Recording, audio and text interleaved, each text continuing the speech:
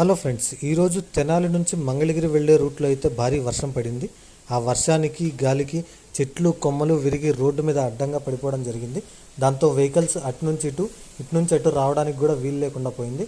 అయితే ఆ కొమ్మల్ని చెట్లని ఎలా తొలగించారు, ఏం జరిగింది అనేది ఈ వీడియో పూర్తిగా చూడండి ఫ్రెండ్స్. చివరిలో ఏం జరిగింది అనేది తెలుస్తుంది, ఎట్లా క్లియర్ చేశారు, వెహికల్స్ ఎలా ముందుకెళ్ళాయి అనేది తెలుస్తుంది ఫ్రెండ్స్. ఆగలేదు, ఇంకా వెళ్ళిపోయింది దాని వెనక్కి. ఇంకేమాగింది? బస్సు రావటం చెట్టు పడుతు 2 సార్లు జరిగిపోయింది. అందులో ఇదన్నా బైక్ ఒకటి ఉంది, అదన్నా